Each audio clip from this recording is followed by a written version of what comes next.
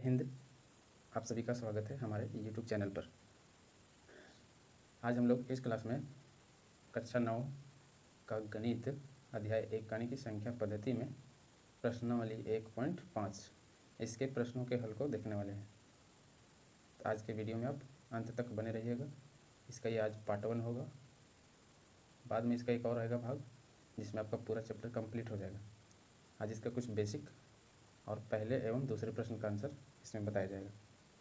यदि आप हमारे चैनल पर पहली बार आए हैं तो आपसे निवेदन है कि हमारे चैनल को ज़रूर सब्सक्राइब कर लें।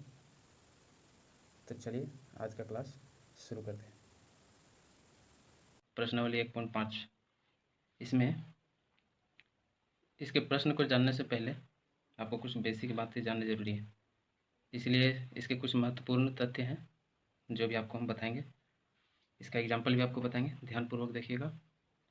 देखिए इसमें है पहला पॉइंट जो है वो है √a इंटू √b। ये किसके बराबर हो जाता है? √ab के, यानी कि दो रूट वाली संख्याओं को यदि आप गुना करते हैं तो वह रूट के अंदर में गुना होकर के लिखा जाएगा। जैसे लिखते हैं √a इंटू √b बराबर क्या हो जाता है? √ab। इसका एक एग्जांपल देते हैं। जैसे मान लीजिए कि अंडर रूट दे देते हैं 2 और √3, तो यहाँ गुना करिएगा तो क्या हो जाएगा? 2 तिहाई 6, यानी कि रूट के अंदर आपका 6 हो जाएगा। अब दूसरा पॉइंट को देखते हैं। दूसरा पॉइंट में है कि √a और √a इंटू √a बराबर किसके होता है? केवल a के। अब देखिए रूट के अंदर दोनों समान संख्या रहे और उसको गुना किया जाए तो केवल रूट को हटा दिया जाता है। देख रहे हैं √a क्या हो गया? केवल a हो गया। कैसे हुआ? एग्जाम्पल से देखते हैं। मान लेते हैं रूट के अंदर लेते हैं 2, यहाँ भी लेते हैं रूट के अंदर 2, तब क्या हो जाएगा? √2 गुना करेंगे तो इसके नियम के अनुसार क्या होगा? √4 हो जाएगा। लेकिन √4 का वर्गमूल निकालेंगे तो वापस क्या मिलेगा? 2। तो फिर हम गुना करके वर्गमूल निकालने से अच्छा है कि डायरेक्ट इसके नियम को याद रखें कि दो समान रूट वाली संख्या का केवल रूट हटा दिया जाता है। या तो फिर किसी भी संख्या रूट वाली संख्या का वर्ग करिएगा। जैसे मान लीजिए कि √2 आप ऐसे भी लिख सकते थे √2 का स्क्वायर, तो इसका मान क्या हो जाएगा? केवल 2 हो जाएगा। कभी भी यानी रूट वाली संख्या का यदि आप स्क्वायर करिए तो उसका मान केवल 2 होगा, यानी कि रूट हटा के लिख देंगे। अब देखिए पॉइंट तीसरा में कहा गया है कि √a प्लस √b। अब यह किसके बराबर होगा? वहाँ नहीं लिखे हैं, स्पेस नहीं था। अब यहाँ देख लिख के बताते हैं। इसका क्या है? Whole square. आपको मालूम होगा फॉर्मूला। इसमें होगा क्या? a plus 2 √ab plus b, ये होगा। अब कैसे होगा? इसका एक एग्जांपल से दिखाते हैं। मान लीजिए आप ले लेते हैं √2 और रूट में ले लेते हैं 3 और इसका करते हैं स्क्वायर। तो पता होगा आपको a प्लस बी का whole square. a plus B का होल स्क्वायर क्या होता है? यहाँ लिख देंगे a प्लस बी का यदि होल स्क्वायर आपको मालूम होगा तो फार्मूला होता है a² plus 2ab plus b²। अब इसको आप इसी रूप में मान करके हल करके देखिए। a के स्थान पर है √2, तो a² यानी कि हम देंगे √2 का स्क्वायर प्लस 2 और a के स्थान पर आपका क्या है? √2 और b जहाँ होना चाहिए उसके स्थान पर है √3 प्लस है b² यानी कि √3 का स्क्वायर। अब इसको आगे हल करिए। √2 का स्क्वायर अभी बताए थे, किसी भी रूट वाली संख्या का स्क्वायर करने के लिए केवल उसका रूट हटा दीजिए, यानी कि 2 हो जाएगा। यहाँ रूट वाला गुना होगा और रूट के बाहर में केवल यहाँ 2 बचा हुआ है तो लिखेंगे 2, और रूट के अंदर वाला गुना होगा कि √2 और √3 क्या होगा? √6 हो जाएगा। प्लस √3 का स्क्वायर करेंगे तो आपका केवल 3 हो जाएगा, यानी कि रूट हटा देंगे। तो ये देखिए इस रूप में प्राप्त हो गया है ना। रूट के अंदर में 2 था, जैसे यहाँ रूट के अंदर में a था तो a बन गया, इसलिए रूट के अंदर 2 था तो 2 बन गया। रूट के अंदर में यहाँ b था तो b बना था। यहाँ रूट के अंदर 3 था तो यहाँ क्या प्राप्त हुआ? 3। और बीच में क्या था? √2ab, यानी कि यहाँ 2√6 हो गया। ab गुना होकर जैसे कि 2 तिहाई 6, यानी 2√6 हो गया। अब फाइनली अब इसको लिखेंगे क्या? तो चूँकि 2 और 3 आपकी स्वतंत्र संख्या है तो 2 3 जुड़कर 5 हो जाएगी और रूट में क्या है? 6, 2√6 हो जाएगा। इस तरह आपका लिखना है, 1 प्राप्त हो जाएगा।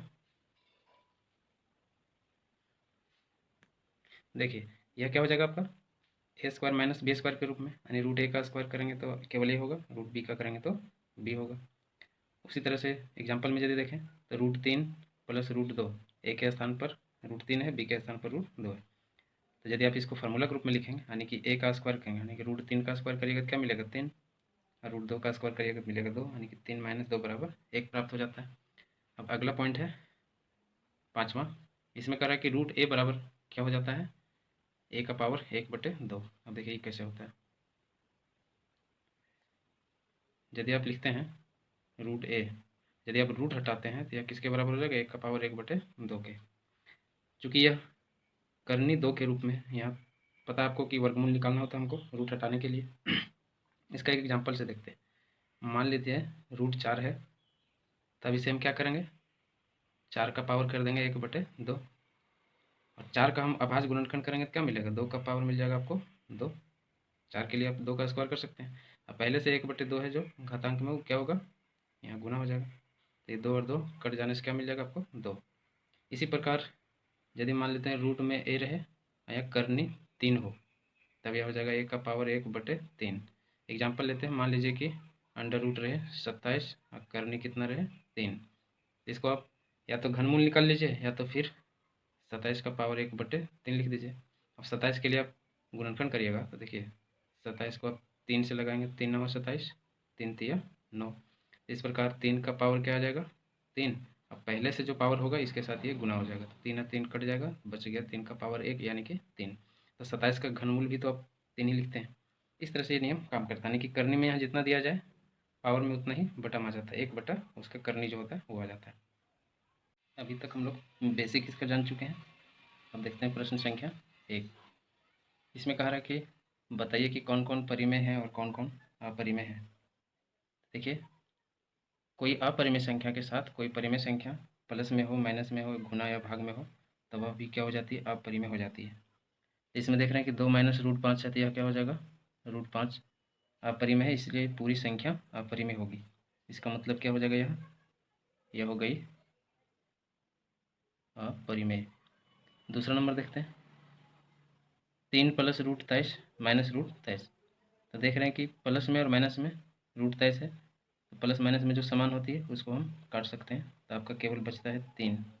तो 3 कैसी संख्या है, परिमेय संख्या, तो ये आपका हो जाएगा परिमेय।